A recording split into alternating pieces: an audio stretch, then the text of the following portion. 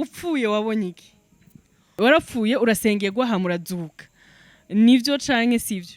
Nivyo telefone yanje yugururwa na fingerprint ntivyakunze barakoresheje urutoke biranka kubera nari namaze gupfa sinari nkiri umuntu muzima niho yampamagara biranka arakora ku mutima yumva umutima ntugitera agerageza guhamagara biranka ntivyakunda kuko nari namaze gupfa nari namaze gukanya nk'ikintu kivuye muri frigo.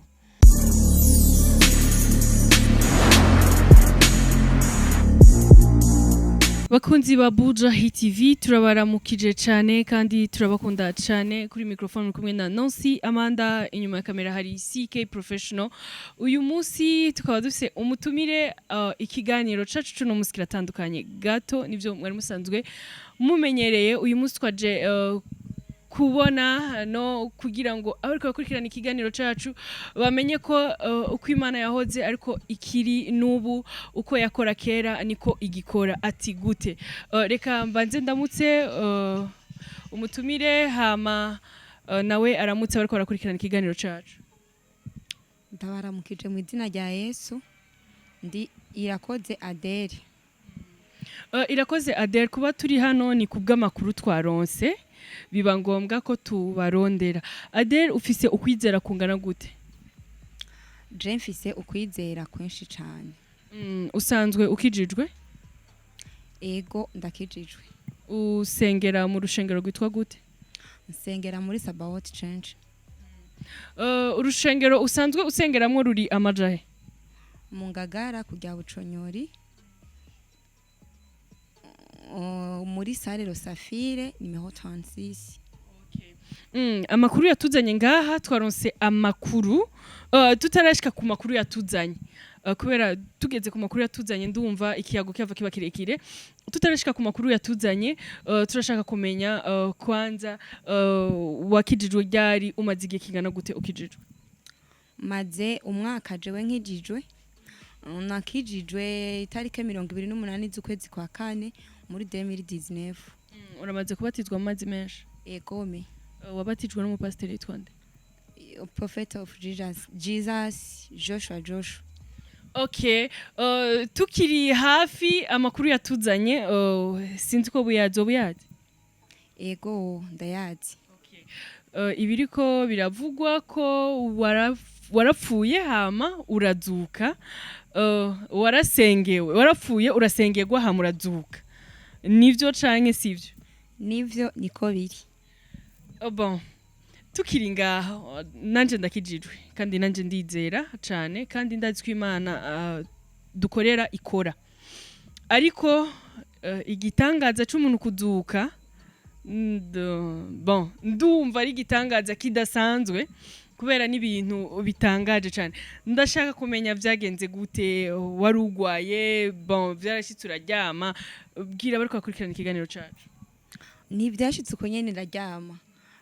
Nari niriwe mfise faiblesse ukuntu ariko nyene ntivyari grave ndaryama ndavyuka mba mu kuyagana mama mu nzu mu ma 18 uko mama sinzi ibintu yasamariyemo mu matelefone ukuntu jewe ndyamye yibaza ko ari gusinzira komteri mugabo yahaciye 1 heure ariko itelefone ntakivuga arampamagara kubera nari namubwiye ko numva ntameze neza arambwira ansengere mugabo acasamara gato yaja mu telefone niwe yampamagara biranka arakora ku mutima yumva umutima ntugitera agerageza guhamagara biranka ntivyakunda kuko nari namaze gupfa nari namaze gukanya nk'ikintu kivuye muri frigo.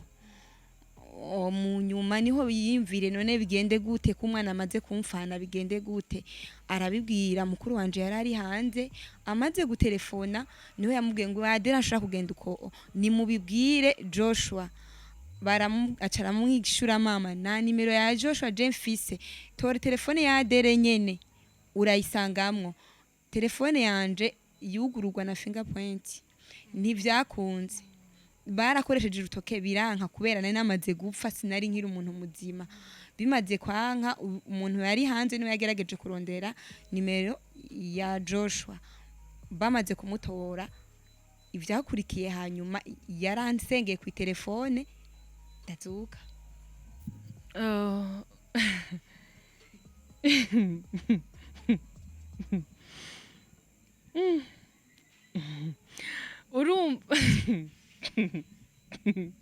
urumva no gushika aho hantu ntiyahashitse yagusengeye ku telefone. Inkuru y'umwana isubira inyuma, upfuye wabonye iki muri uwo mwanya? Jewe wapfuye, ibyo wabonye wapfuye utarazuka ukiriye hagati na hagati by'asaha imwe y'urupfu.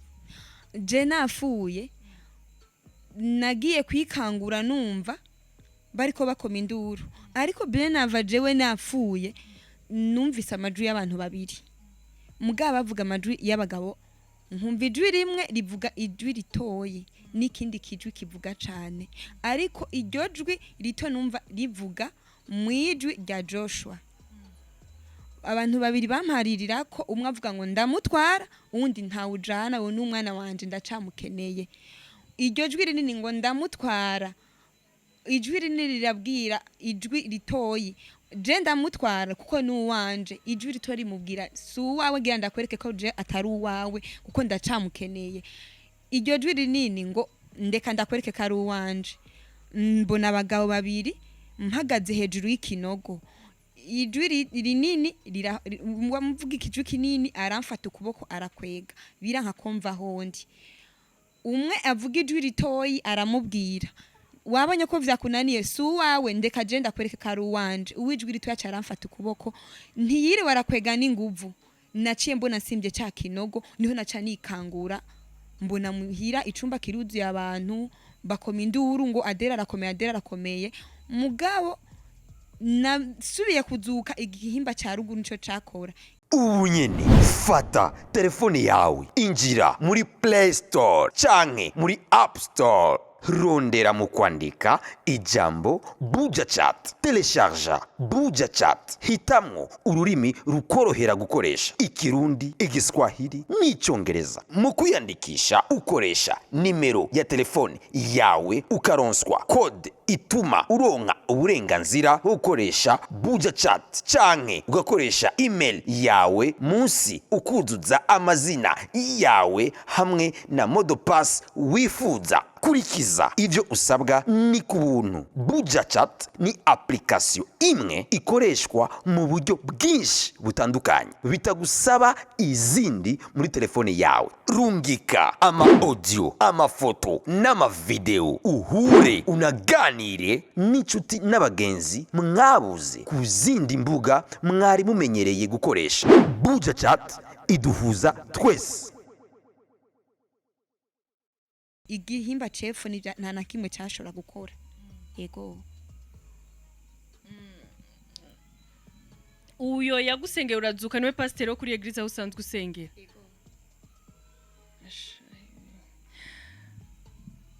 Bakunzi ba Buja Hit TV bandamukurikirana ibiganiro vya Buja Hit TV, ni Nancy Amanda kuri microphone muko bibona ndi kumwe na Adela, akaba ari umwe yagira ubuntu n'Imana bwo gupfa akongera akazuka. Biragoye gutahura nkuko nanje uriko rangora gutahura, ndabizi nawe uri kurakurikirana ikiganiro cacu biriko birakugora gutahura. None gade ku telefone yaragusengeye ku telefone, asenga ku telefone yavuze gute? Je amajambo yavuze sinayumvise, ariko abari ku ruhande bavyumva nibo basigaye baravuga uko vyagenze. Ego bavuze yuko we yababwiye bampi telefone bayinshireko, barayinshirako uko yababwiye, arahamagara aravuga ko je ataragera ko ngenda. Ego none urizera wewe ijana kwijana ko wari wapfuye? Je ndavizera ko nari napfuye. Iki kwemeza ko wari wapfuye? Ikinyemeza ko nari napfuye nuko nari namaze gukanya nyene nk'ikiziga. Uramaze kuraba? Biramaze gushika ukaraba, donc utapfuye kwa kundi umuntu atubwenge akaraba bakamubwira kumubwira. Wazutse nyene wumva ufise ubwenge bwawe bwose, uzuka wibuka kahise, uzuka? Oya sinazutse mfise ivyumviro vya bindi nyene, kuko kuva ivyo bihera nk'ikintu nari nabitse ahantu naracibagiye.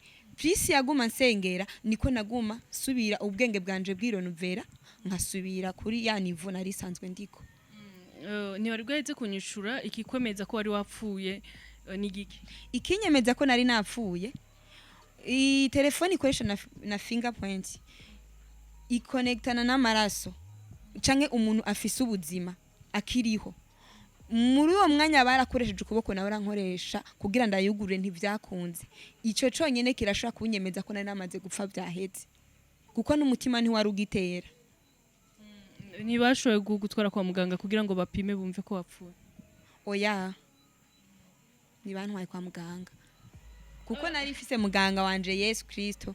Ni naco catumye batelefona Prophet kugira bamumenyeshe ko mfuye, kubera urupfu rwanje rwari rusize ubwenge, kuba umuntu imwe ariko muravugana akaba nk'umuntu umenga arasindiriye agacapfa. Ariko hari abantu bapfa gutyo, dusanzwe tubizi, hari umuntu ajya mu ijoro mu gitanda akaryama hamagapfa kandi ari muzima. Birashika kimwe gusa umuntu arashaka kugira ukwizera, kwa kwizera yagize akaduza ukwizera kukamukiza. Ariko wari wapfuye, nizere ko mu rupfu ibintu vyo kwizera bitari birimo. Abari hafi yanje baranyizereye kandi n'abashoboye kunsengera nkazuka, yaragize ukwizera. Urashobora kubwira abariko barakurikirana ikiganiro cacu, na cyane cyane abantu badakijijwe nibo biza kugora cyane gutahura, n'abakijijwe ndisura rero bamwe badakomeye, bamwe batarashika indani cyane, biraza kubagora gutahura. Wobwira iki abantu bariko barakurikirana ikiganiro cacu? Wobwira iki abantu baziko bafise Imana ariko batizera ijana kwijana ko Imana yabo ishoboye vyose? Ikintu no babwira, bagire ukwizera muri bo. Imana iriho, iracakora uko yamye ikora kera, n'ubu ni kwikora. Kimwe gusa ugira ukwizera muri wewe, Imana irakora. Kuko je narayibonye imzura napfuye. Yego. Urumva rero wewe uri umwe mu bantu bafite amateka bapfuye bakazuka? Egome. Bakunzi ba Buja Hit TV, dusa nabageze ku musozo, ariko tutararangiza ikiganiro cacu ndumva bise byinshi cyane nshaka kumenya. Muri uyo mwaka umaze n'amezi ukijijwe, ikindi kintu Imana yoba yaragukoreye niki? Canke impamvu Imana yoba yaragukunze cyane hama ikakuzuraniye? Ko ni benshi bapfa hama ntibabazura. Birashika jewe ikintu ni vyinshi Imana yankoreye. Je nari sanzwe ngwaye amaso cane imyaka myinshi, kuva niga primaire mu mwaka wa 4 gushika ngere mu mwaka wa 13 nambara amarori. Ku mezi 3 nahindura amarori, umva nari mfite ingorane y'amanero. Yaransengeye umukozi w'Imana Joshua ndakira. Usibye n'ivyo nari mfise ingorane, nari ngwaye ibivyimba ku matrompe. Barambwira ko trompe gauche bategezwa kuyikuramo, swate batayikuyemo ntazovyara. Ariko kubw'amasengesho yaransengeye Prophet ndakira, ndanatwara ninda, ubu ndafise umwana. None amaze kugusengera bon ugakira, warasuye kwa muganga kwipimisha usanga warakize canke wabimenye ko wakize kubera waciye utwarinda? Oya, sinabimenye ko nakize kubera naciye ntwarinda.